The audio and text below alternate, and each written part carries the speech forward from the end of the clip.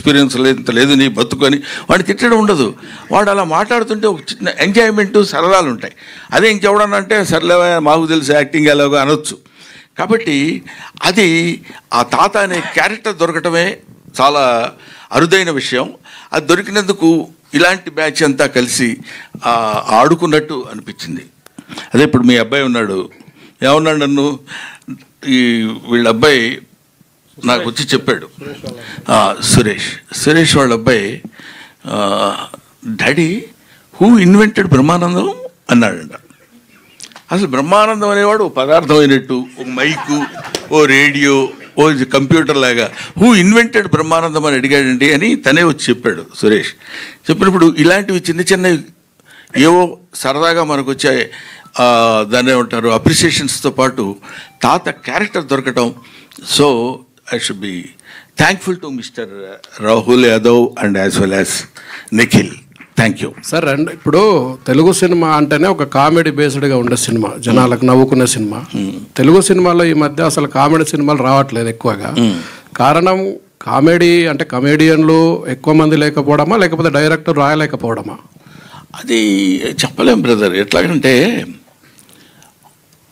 You can make a movie without comedian, you cannot make a movie without comedy. అంటే కమెడియన్నే comedy చేయాలని లేదు. ఇప్పుడు హీరోస్ చేస్తున్నారు, హీరోయిన్స్ చేస్తున్నారు, విలన్స్ చేస్తున్నారు.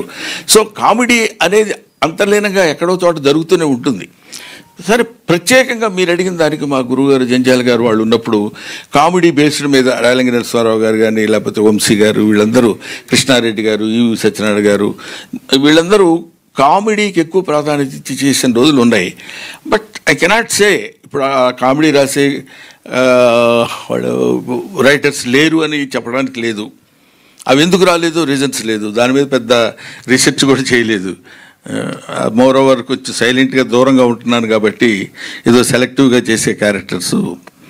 ఎనీవే, నవ్వు వాసన లేని పువ్వు, బుధవర్గము లేని పురంబు, ప్రీతి విశ్వాసము లేని భార్య, గుణవంతుడు కాని కుమారుడు, సదభ్యాసము లేని విద్య, పరిహాస ప్రసంగము లేని వాక్యమున్ అంటాడు.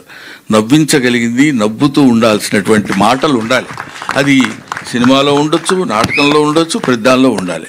అటువంటిది మిస్ అవటం అనేది బహుశా ఎక్కడా ఉండదు. మానవుడు పుట్టినప్పుడే నవ్వు అనేది పుట్టింది. అది మనం నవ్వినా నవ్వకపోయినా మన వెనకాల పడి వస్తూనే ఉంటుంది. ఏమంటావు బ్రదర్?